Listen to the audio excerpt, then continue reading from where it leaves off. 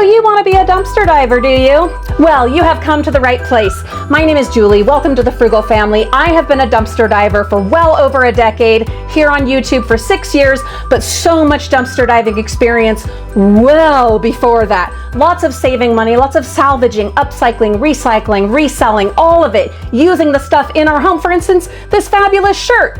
That was from the dumpsters. You want to know how to do it? You want tips? You want tricks? You want to know what to avoid? I'm going to tell you all about that in this series, How to Dumpster Dive. Where will you dumpster dive? In today's episode, we are going to talk about the necessary homework, the recon missions, and the looky-loos that you will need to do before you really start dumpster diving. Let me explain. In every area, your city, state, country, it's going to be a little bit different when it comes to dumpster diving. People ask me all the time, when should I go? Where should I go? What day? What time? Well, the reality is it's going to be either a little bit different or a lot of bit different depending on where you live and what laws and ordinances pertain to that area. Stay tuned. In a future episode, we will be discussing the legalities surrounding dumpster diving. So I can never just straight up answer, oh, this is when and where you should go dumpster diving. No, that's where the homework and the recon, which stands for reconnaissance, the recon missions come in. But what I can guarantee, and I mean guarantee, I promise you, frugal friends and aspiring dumpster divers, no matter where you live, there is waste everywhere. We've just got to find it.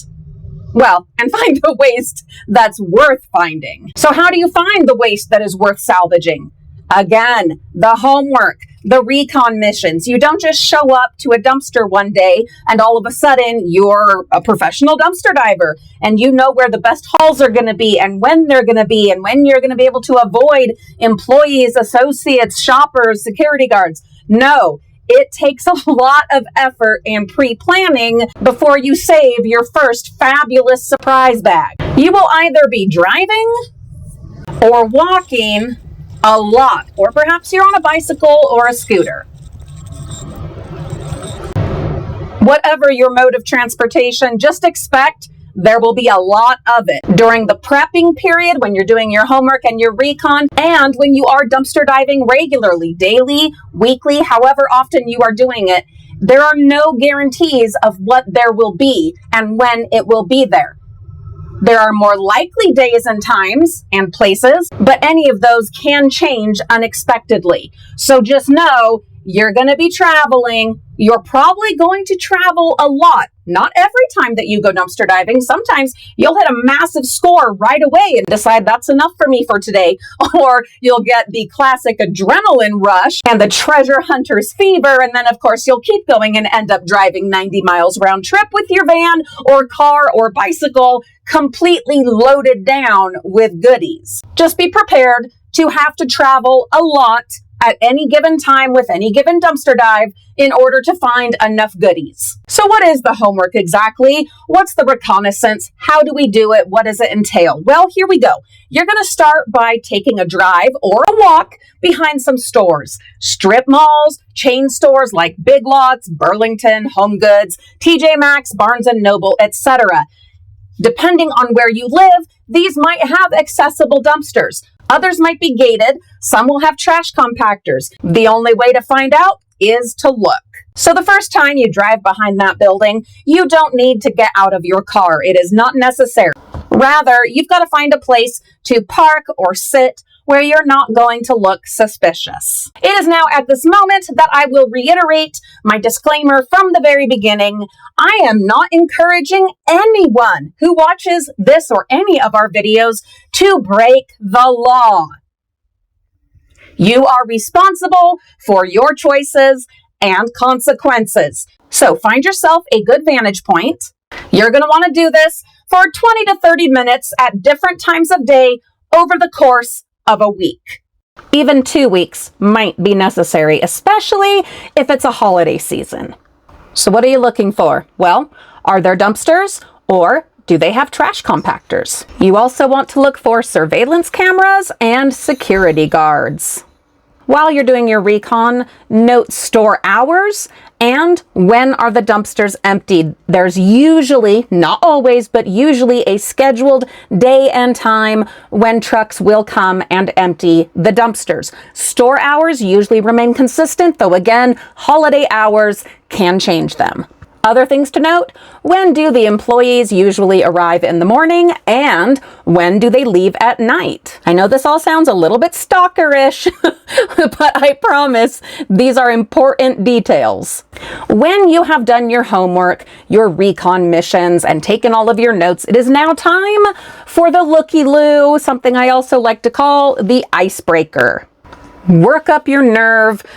Woo, here we go. You're going to drive up to that dumpster. You're going to stop the car or the bicycle or the scooter. You're going to hop out or off and you are going to lift that lid. Please do have a gloved hand. We will talk in a future video about tools and safety, but definitely have a gloved hand when you do lift that lid. That's all you've got to do. Open the lid. You have now broken the ice. Jump back in the car, take some deep breaths, and go on home. That is the very simple but important looky-loo. All right, I'm going to go ahead and give a quick safety tip for every aspiring dumpster diver. Do not attempt to dumpster dive in areas known for violent crime or anywhere you feel unsafe. This is a given, but I do feel it's important to go ahead and mention it. All right, onward. To save you from some very unpleasant situations, which I myself have experienced, I'm just going to tell you this, and you do with it what you will. Please don't attempt to dive in restaurant dumpsters. I know you can get desperate sometimes, especially if you're trying to make a YouTube or content creator's career out of this. And there's been like 25 dumpsters and 45 miles and you haven't found anything to show. You might see that restaurant and be like, hey, their dumpsters are unlocked. I'm going to give it a go. All right, that's your choice. You can do that, but it's nasty. And I mean, it's really nasty and very rarely worth it. If you are finding value in this content, if your questions are being answered, if you feel like these tips are something that makes sense and will be helpful to you, please go ahead and give us a thumbs up and subscribe, because a lot more of this will come. And if you feel like you want to support what it is that we're doing here and the information that we are sharing, we do have a Patreon link in the video description for as little as $1 a month, and we are going to be adding some new features to that and some benefits. I'm working on it. Not only that, we do have a Buy Me a Coffee link in the video description that does support the Frugal family. For those times that you are frustrated and discouraged, stay tuned. In another episode, we will be discussing places that you probably haven't thought of as dumpster diving options. I have found some really good stops and spots that not everyone thinks about, and I will be sharing them. Until then, I do recommend starting with large chain stores in strip malls and like dollar or party stores. Those are almost always loaded, though you will often have things that need slight repairs or maybe need to be cleaned, but I'm almost never disappointed with dollar or party store dumpsters.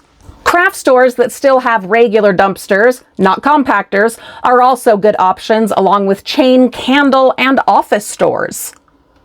My experience has shown me, though, that unfortunately, chain stores like Old Navy and Ulta do tend to absolutely destroy anything they discard. All right, now a few other things to consider in your dumpster diving recon homework missions. Where do employees park?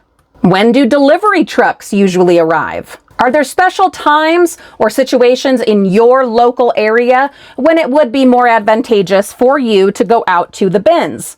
Like I said, every place is going to be a little bit different, have a different cultural situation, traditional situation, things that people are more likely to be doing on any given day and time. For instance, holidays, bad weather, or church attendance. Yes, you can dumpster dive at night to avoid employees and patrons, and that is up to you if that's something you choose to do. Please be safe about it. I don't recommend going alone. But also, now that it's dark, you look more suspicious. Keep that in mind, and you do become more at risk of being targeted as a victim of crime. On that note, do you have a trusted family member or friend that would be willing to come with you?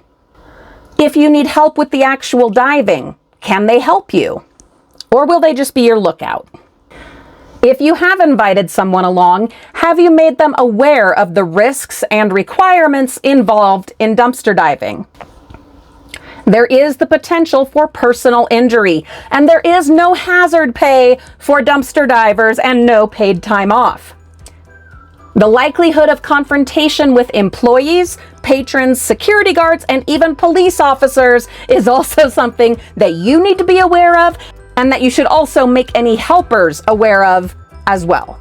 All right, what do I want you to take away from today's episode? Do the recon. Find the right days and times. Make the time investment in the beginning, and you will save yourself time and disappointment later. Finally, the two most important things that I can tell you after over a decade of dumpster diving, so many good and bad and painful and dangerous situations that I have experienced, survived, lived through, and then even really simple ones that you just want to avoid. This is the most important right here. Here we go. Be quick and be quiet to the best of your ability. Speed and stealth are vital. And this, I would hope that this goes without saying, but I do feel it is my responsibility to go ahead and mention it. Never, never, ever try to climb into or dumpster dive in a trash compactor. I know people have done it. It is not a good idea. Plenty of people have met their end in a trash compactor. There is never going to be anything in there that is worth taking that risk. All right, my students, my aspiring dumpster divers, I do hope that this information was helpful and that you feel more comfortable now with venturing out there. You're gonna know what to look for, what to avoid, and we can't share it all in just one video. This will be a progressive series, so definitely be subscribed, because I've got the information, I've got the experience, good, bad, and otherwise, and I'm here sharing it with you. Have a beautiful day. We will see you all very soon.